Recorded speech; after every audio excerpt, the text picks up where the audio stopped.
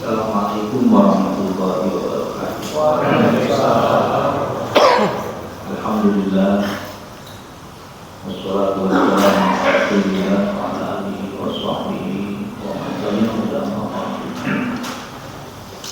Qala Allah Ta'ala fil Qur'anil Karim. A'udzu billahi minasyaitonir rajim. Bismillahirrahmanirrahim. Wa 'asri innal insana lafi khusrin illa alladziina aamanu wa 'amilus shalihati wa tawassaw bil haqqi wa tawassaw bis sabr. Para bapak dan hadirin rahimakumullah. Alhamdulillah atas izin Allah pada malam hari ini kita bisa hadir di tempat ini, di samping terus membangun silaturahmi. Tentu malam ini kita akan coba mengkaji beberapa tema. Mudah-mudahan pertemuan kita malam ini akan menjadi wasilah turunnya rahmat dari Allah Subhanahu wa Ta'ala. Salawat kita salam semoga selalu Allah curahkan kepada junjungan kita Nabi Muhammad Sallallahu Alaihi Wasallam, kepada keluarganya, kepada sahabatnya, dan kepada kita semua sebagai penerus risalahnya.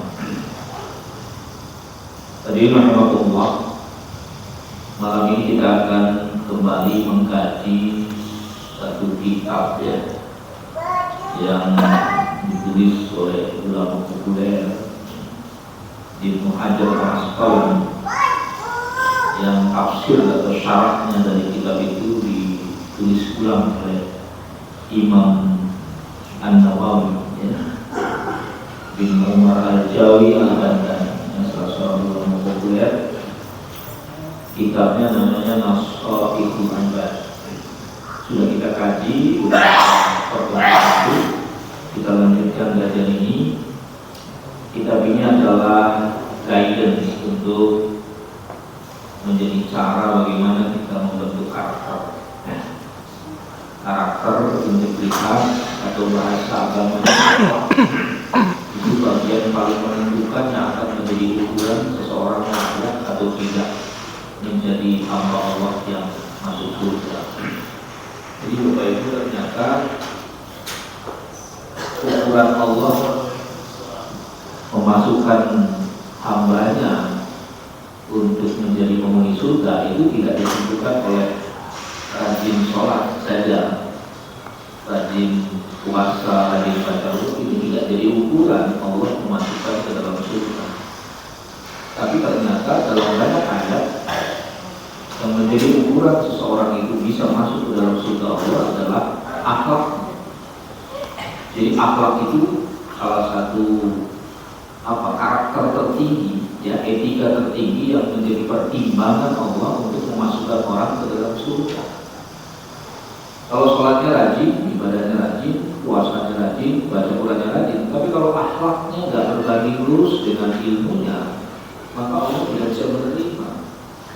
Itu sebabnya mengapa Nabi Muhammad itu pertama kali diutus kata Nabi, innama bu'istu liutammima makarimal akhlaq. Pertama kali aku diutus ke muka bumi ini, kata Nabi, adalah untuk menyempurnakan akhlak, moral. Lalu bagaimana? Yang mungkin hukum penting, tetapi ternyata juga akhlak jauh lebih penting. Saya seringkali menggunakan satu analogi sederhana. Kalau seorang laki-laki, auratnya kan dari pusat sampai lutut, menurut fikih, hukumnya begitu. Jadi kalau bapak-bapak sholat hanya menggunakan sarung saja, tanpa pakai baju, tanpa pakai celana, yang penting tertutup lutut, pusarnya sama lututnya, itu secara hukum sah. Tapi dia sudah melanggar etika. Kenapa melanggar etika? Masa menghadap Allah hanya pakai sarung? Jadi ada nilai yang lebih, norma yang lebih tinggi dari sekedar hukum, yaitu etika, akhlak, moral. Orang sholatnya rajin, ibadahnya rajin, baca Quran rajin, tapi kalau hatinya sombong, kan Allah menolak semua. Kesombongan itu adalah karakter dan akhlak. Karena akhlaknya buruk, maka seluruh perilaku agamanya dianggap tertolak. Sampai ada satu hadis Nabi yang itu kedua, ukuran seseorang hebat itu adalah terletak pada hati. Hati kan ukuran moral. Kata Allah, kata Nabi SAW, Innama kata Rasulullah, Innallaha la yanzuru ila ajsamikum wala ila suwarikum walakinnallaha yanzuru ila qulubikum. Ini dahsyat sekali kata Nabi. Jadi Allah tak penting melihat kamu penampilannya kayak apa, tak perlu. Kira-kira begitu ya. Allah tidak melihat kamu penampilan fisiknya, Allah tidak melihat kamu bagaimana performanya secara fisik. Tapi yang akan menjadi pusat perhatian Allah adalah hati. Hati itu kalau kita bahasakan dalam pengertian ilmu akhlak adalah niat. Jadi kalau hatinya sudah Allah, hatinya sudah benar, maka punya potensi semua perilaku fisiknya pun benar. Dan itu kata hadis Nabi. Inna fil jasadi mudghah. Jadi kata Nabi, di dalam diri manusia itu ada bekuan darah. Bekuan darah itu hati. Kalau hatinya itu sudah benar, ya, akhlaknya sudah benar dalam hatinya, maka punya potensi segala aktivitas fisiknya juga benar. Ilustrasinya begini Pak, kalau saya mau menggambarkan ini air putih, lalu kemudian di sini ada gelas kosong, lalu saya tumpahkan, nggak mungkin air putih ini mengeluarkan air kopi. Begitu juga sebaliknya, ketika air ini kopi hitam, ya, kita tuangkan ke dalam gelas kosong, pasti keluar kopi. Apa makna sederhananya? Perilaku seseorang itu tergantung hatinya. Kalau hatinya sudah rusak, hatinya sudah kotor, hatinya tidak punya akhlak, maka ekspresi fisiknya pun merupakan perwakilan dari hatinya. Jadi begitulah kira-kira perilakunya. Nah itu yang digambarkan oleh Nabi. Nah kitab ini saya baca beberapa kali, termasuk menjadi salah satu buku dalam di beberapa pesantren, dan saya coba kaji perlahan-lahan. Subhanallah, ini mengajarkan kita atau menjadi guidance bagi kita untuk membentuk akhlak. Ini pengantar tentang kitab ini. Jadi saya ingin mengajak kita semua Bapak Ibu, bukan berarti sholat nggak penting itu wajib, bukan berarti baca Quran nggak penting itu malah harus gitu. Tapi bagaimana Quran kita, sholat kita dikemas lagi dengan akhlak yang baik. Seperti Imam Hasan Al-Basri, seorang gurunya para ulama, dia mengatakan, Man la adaba lahu la ilma lahu. Dan siapa yang tidak punya akhlak, ilmu setinggi apapun nanti itu gak ada manfaatnya. Jadi ternyata manfaat ilmu seseorang itu terletak pada akhlaknya. Nah ini isi dari kitab ini ya. Dan kita coba baca berikutnya. Ada satu hadis riwayat dari Rasulullah, ya, hadis dari Rasulullah. Saya bacakan hadisnya. An Rasulullah sallallahu alaihi wasallam dari Rasulullah SAW. Qala ta'ala. Jadi kalau Nabi menyampaikan riwayat lalu isinya firman Allah, tapi tidak ada dalam Quran, itu namanya hadis qudsi. Ya, hadis qudsi itu adalah ucapan dari Nabi, tapi isi dari hadisnya itu adalah kalimat-kalimat Allah. Kalau Quran itu kan kalimatnya memang dari Allah, tekstualnya dari Allah, petunjuknya dari Allah, Nabi hanya menyampaikan. Tapi kalau hadis qudsi yang menyampaikannya Nabi, tapi kontennya, isinya adalah dari Allah. Berarti Allah yang bicara di sini. Kata Allah di dalam hadis qudsi apa? Ya ibadi wahai hambaku. Allah memanggil kita. Inni haramtu zulma. Sesungguhnya aku mengharamkan kezaliman. Ya. Sesungguhnya aku mengharamkan berbuat zalim. Sesungguhnya aku mengharamkan berbuat nista, berbuat dosa. Kata-kata zalim itu di samping sesuatu, meletakkan sesuatu bukan pada tempatnya itu zalim, lawannya adil. Juga bisa bermakna dosa. Ya. Apa lafaz zalim dimaknai dengan dosa? Terdapat dalam surat Luqman, ya. Ketika Luqmanul Hakim mewasiatkan kepada anaknya, La ya bunayya la tusyrik billah inna syirka la zulmun azim. Ya, kalau kita baca dalam surat Luqman dari ayat berapa itu 13 dan seterusnya itu luar biasa Pak. Salah satunya pesan tentang pentingnya syukur sama Allah. Yang kedua adalah pesan tentang akidah. Tadi ya bunayya hai anakku la tusyrik billah, jangan kamu berbuat syirik pada Allah. Inna syirka, karena sesungguhnya syirik itu Ya, zulmun, lanya subuh itu maknanya. Lanya subuh, zulmun adalah dosa terbesar, kezaliman terbesar. Ya. Maka kata Allah, kata Luqman, inna syirka zulmun, syirik itu adalah termasuk kezaliman terbesar. Nah, kata-kata zalim di situ bisa diartikan dosa terbesar. Apa dalilnya? Dalilnya hadis Nabi. Kata Nabi ada 7 dosa besar, ya, yang akan sulit diampuni. Salah satunya yang pertamanya adalah syirik kepada Allah. Jadi kata-kata zalim di dalam Al-Quran, kata-kata zalim di dalam ayat hadis qudsi ini bisa bermakna dosa berdasarkan Al-Quran surat Luqman dan hadis Nabi tentang 7 dosa besar. Bapak Ibu tahu ya 7 dosa besar dalam hadis Nabi? Pertama apa? Syirik pada Allah. Udah itu tidak ada ampun, Pak. Kalau orang sudah punya keyakinan ada kekuatan sehebat Allah yang menyamai Allah, itu semua fatal, amal-amalnya hancur semua. Allah tidak mau diselingkuhi. Kalau bahasa itu kan artinya selingkuh. Syirik itu orang selingkuh. Orang dia tidak setia sama Allah, dia meminta kepada yang lain. Harusnya manusia itu memintanya sama Allah, tapi memintanya kepada yang lain. Ini terjadi syirik. Makanya Allah paling marah, maka dicap dalam hadis Nabi sebagai salah satu dari 7 dosa besar. Jadi kalau orang meninggal dan syiriknya belum bertobat, itu sudah malah kekal. Sekarang syirik itu dijual belikan dalam media sosial.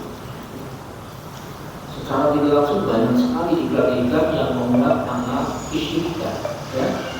Dan bayangkan kalau kita tidak mengerti tentang ilmu akidah, kita terjebak oleh iklan-iklan, oleh program-program yang cara menyampaikannya ada nuansa kesyirikan.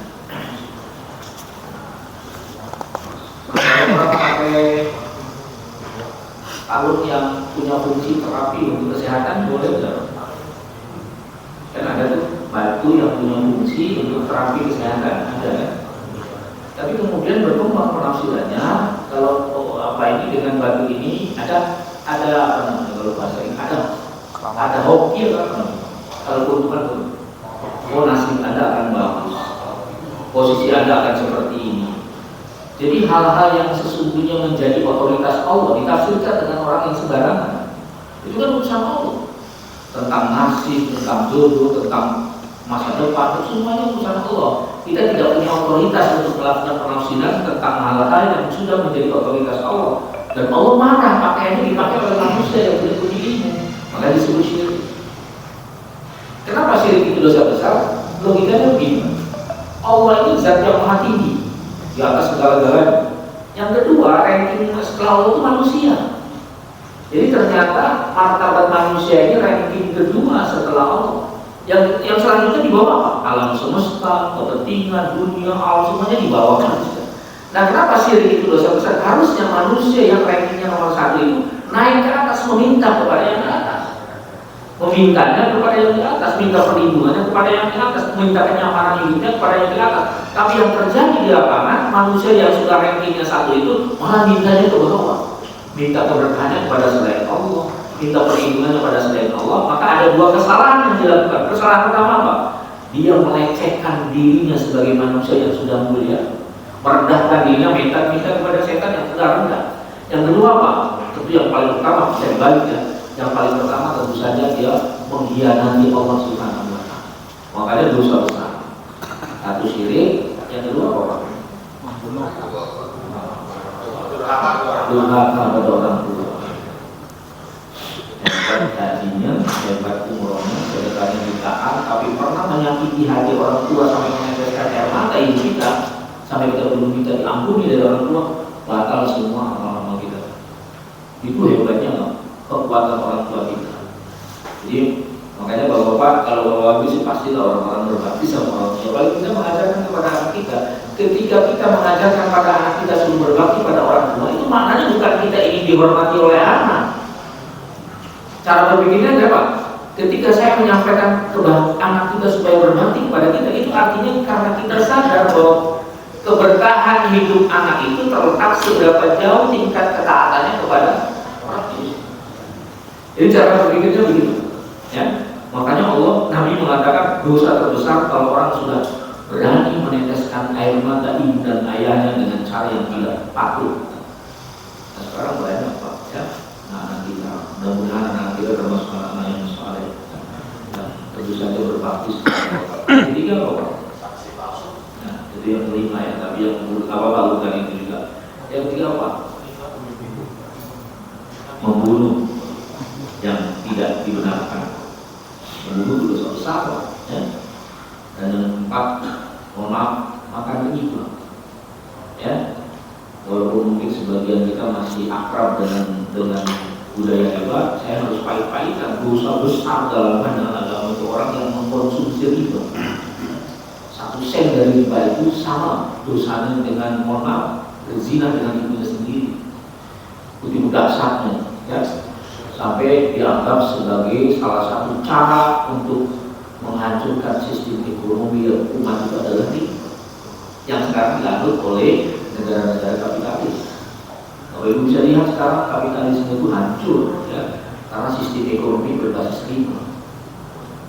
80% negara-negara dunia yang terjebak oleh utang besar dan utang riba, dan ini akan menimbulkan kemiskinan global. Ya, jadi ekonomi kelihatannya besar seperti balon, tapi isinya kosong. Kenapa? Karena seluruh negara-negara terjebak pada sistem ekonomi yang berbasis riba. Itu dari Nabi. Saya pernah ditanya, ada yang tidak suka ketika saya menyampaikan dakwah riba. Saya bilang, saya menyampaikan riba itu bukan saya yang melarang. Saya hanya menyampaikan Allah di dalam Al-Quran beberapa ayat menyampaikan riba itu haram. Nabi Muhammad menyampaikan berkali-kali 14 abad yang lalu riba itu haram dan dampaknya sangat serius secara psikologis. Bapak Ibu mungkin pernah melihat, ini ada riset dari mahasiswa saya melakukan penelitian banyak hal. Dia melakukan penelitian apakah dampak rentenir di pasar-pasar tradisional itu berdampak secara psikologis kepada keluarga-keluarga miskin. Ternyata hasilnya apa? Rentenir punya dampak mengerikan bagi psikologis orang-orang yang kita bawa. Artinya apa? Ada nggak orang bisa bahagia gara-gara renten? Silakan baca. Adakah orang hidupnya bahagia dengan gara-gara renten? Renten itu bahasa kitanya riba, bahasa agamanya, ya riba. Dan itu Allah sudah menyatakan di dalam Al-Quran, yang Allah riba wa yurbis shadaqah. Allah itu akan menghancurkan sistem ekonomi yang berbasis riba, dan Allah akan menumbuhkan sistem ekonomi yang berbasis sedekah. Yang ketiga, yang keempat riba. Yang kelima apa tadi? Sumpah palsu, ya. Sumpah palsu, bersumpah tapi bohong. Makanya dalam Islam ada etika Pak. Sumpah itu hanya dilakukan dengan kata-kata demi, gak boleh sumpah dengan yang lain. Tapi kata-kata demi Allah itu harus diucapkan dalam situasi yang sudah sangat terdesak. Ketika Bapak ditanya, kenapa dari mana Pak? Saya dari pasar. Tadi kan lewat ke sana, lalu langsungnya sumpah, saya demi Allah dari pasar. Itu gak layak untuk menyampaikan sesuatu yang sederhana tapi sumpahnya tinggi. Biasanya kalau orang disumpah pakai jabatan, pakai Quran itu sumpahnya apa?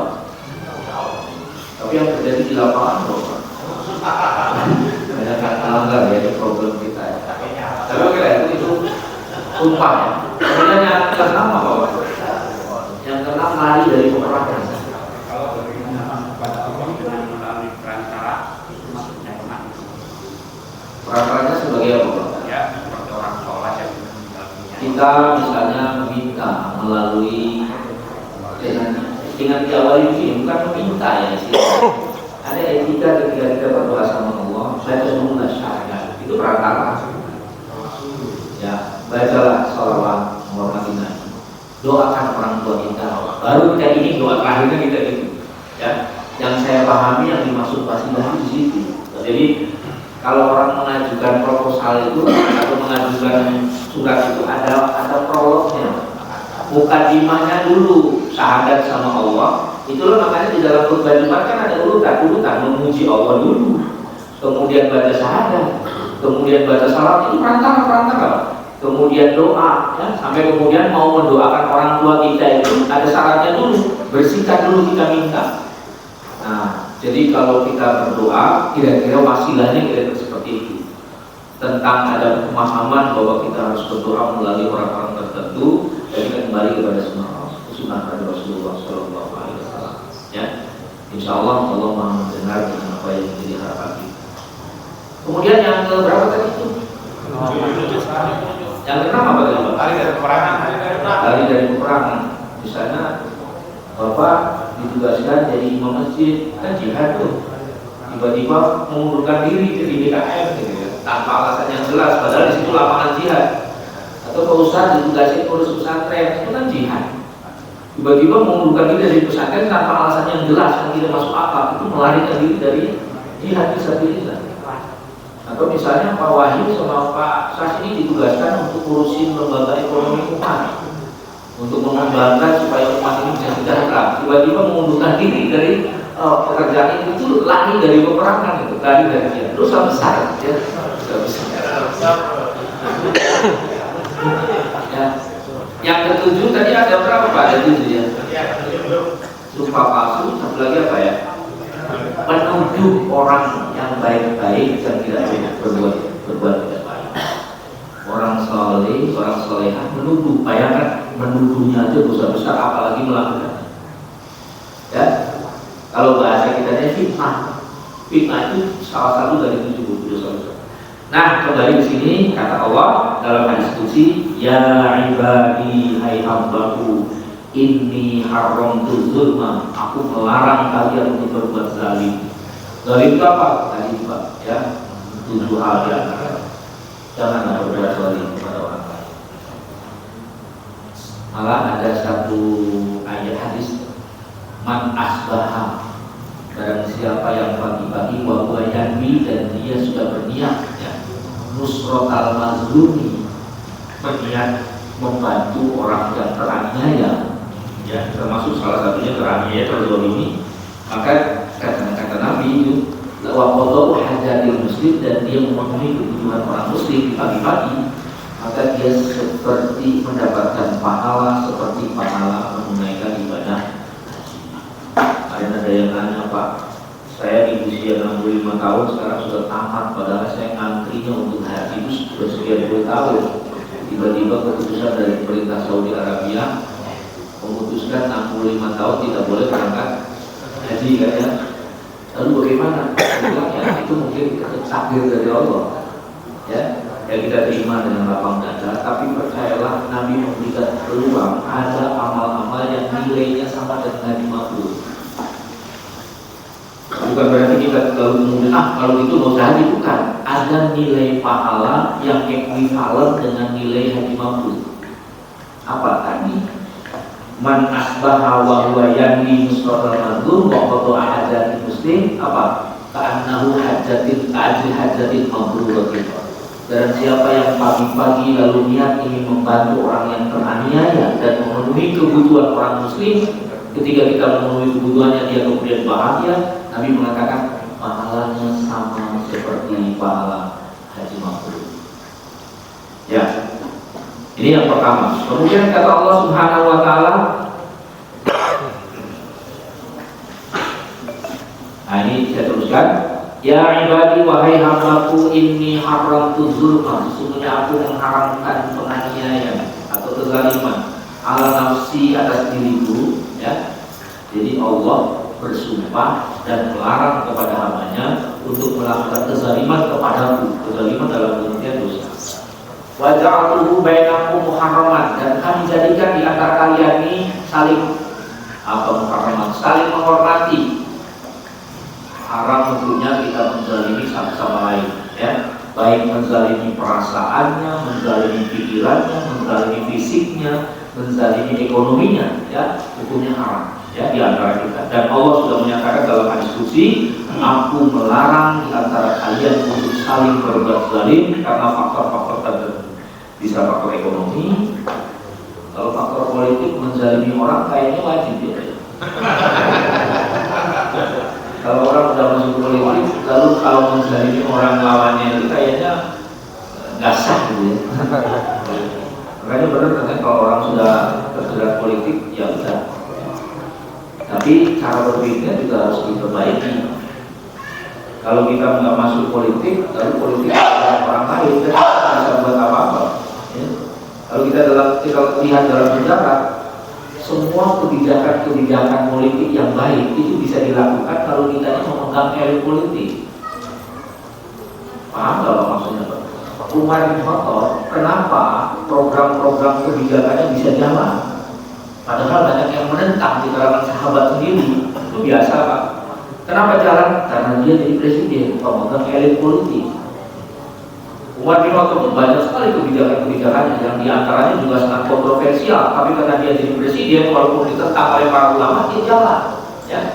Oleh karena itu, saya pikir bahwa merebut kekuatan politik untuk untuk menjalankan ide-ide kebaikan itu menjadi sebuah keniscayaan. Ya, sekarang seperti saya ngomong kemana-mana hanya sekedar ceramah, seminar, menyampaikan sesuatu, nggak ada daya ikatnya Pak. Karena saya bukan pejabat politik. Tapi kalau bapak-bapak misalnya jadi wali kota atau jadi bupati, bikin surat keputusan, bikin edaran, harus melakukan ini, lalu diedarkan ke semuanya. Itu semua dengan otomatis dakwah secara politik itu paling luar biasa. Makanya pekerjaan terbaik dalam dakwah itu dilakukan oleh seorang pemegang politik. Ini persoalannya adalah elit politiknya harus ngerti tentang agama. Supaya apa? Supaya dakwah-dakwahnya efektif. Ya. Kita doakan bapak-bapak mudah-mudahan ada yang jadi wali kota atau bupati. Tapi bupati yang soleh, ya, wali kota yang soleh itu yang persoalannya, ya. Yang soleh yang dijadikan kekuatan politiknya ini dijadikan lahan untuk berdakwah. Kira-kira begitu.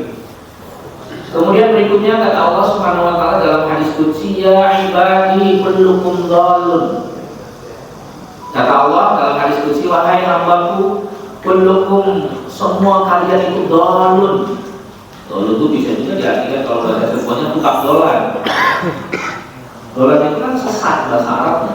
Kullukum dhalun, kalian itu sesat semuanya. Illa man hadaituhu, kecuali orang yang aku berikan hidayah padanya. Fastahduni, maka mintalah petunjuk kepadaku, kata Allah. Ahdikum, aku akan beri petunjuk kepadamu. Apa makna dari hadis qudsi yang kedua ini? Kata Allah, yang memiliki hak prerogatif untuk memberikan hidayah itu hanya Allah Subhanahu wa taala. Lalu pertanyaannya, lalu kita nggak boleh dong menyampaikan kebaikan pada orang lain. Kita hanya ditugaskan oleh Allah menyampaikan kebaikan kepada orang lain. Kita tidak ditugaskan untuk harus berhasil. Kenapa? Kalau kita ditugaskan harus berhasil, susah Pak. Kita hanya dilakukan untuk proses. Saya sering mencontohkan Nabi Nuh alaihissalam, seorang kekasih Allah, generasi pertama dari nabi-nabi setelah Adam. Berdakwahnya 95 tahun ke 950 tahun umurnya. Tapi untuk mengajak anaknya supaya tauhid kepada Allah, Nabi Nuh gagal. Artinya apa? Sekelas Nabi pun, sekelas Rasul pun tidak punya otoritas untuk memberikan hidayah pada orang. Apalagi kita. Jadi tugas Nabi Nuh apa? Tugas kita apa? Kita hanya bertugas menyampaikan kebaikan pada orang. Urusan targetnya kita serahkan kepada Allah. Itu kan kita lihat dalam surat Hud ayat ketika 950 tahun Nabi Nuh menyampaikan dakwahnya tanpa letih, tanpa lelah, sampai dicaci maki oleh kaumnya, bahkan anaknya sendiri yang bernama siapa? Kan'an menolak dakwahnya Nabi Nuh. Akhirnya Allah menurunkan azab berupa banjir terbesar dalam sejarah peradaban manusia.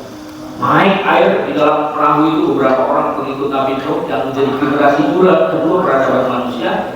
Itu anaknya Nabi Nuh naik ke atas gunung Pak, karena air naik. Lalu apa kata Nabi Nuh di dalam surat Hud? Ya bunayya irkam ma'ana, hai anakku, mari naik perahu. Intinya mari ikut ayah untuk bertauhid kepada Allah Subhanahu wa taala. Tapi anaknya mengatakan gimana? Tidak ayah, aku masih punya pohon, aku masih punya gunung tinggi, aku akan naik ke atas. Sampai air naik lagi Pak. Nabi Nuh sebagai orang tua kan tetap aja namanya kepada anak, aku naik air ke mana? Ayah anakku, mari naik perahu, mari bersama ayah untuk mengikut Allah. Kira-kira begitulah dakwahnya. Nggak mau. Akhirnya turunkan dari Allah, ayo dong.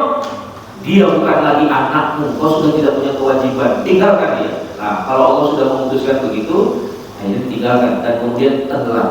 Yang ingin saya sampaikan adalah sekelas Nabi Nuh yang dakwahnya 950 tahun diberi umur oleh Allah untuk berdakwah, ternyata tidak mampu memberikan hidayah. Kenapa? Karena kata Allah, akulah yang punya otoritas memberikan hidayah. Kau hanya bertugas untuk melakukan proses. Jadi nggak bisa Pak kita dakwah orang lain suruh masuk agama kita, suruh berhasil, nggak bisa, itu urusan Allah. Lalu kita tugas apa? Menyampaikan aja, menyampaikan, mengajar, ya. Termasuk kepada anak sendiri, ya, keluarga sendiri dan komunitas sendiri. Nah ini kata Allah. Jadi kata Allah dalam hadis qudsi, saya bacakan ulang, ya ibadi wahai hambaku kullukum dhalun, kalian semuanya sesat. Nggak ngerti kebaikan, nggak bisa membedakan kebaikan dan keburukan, nggak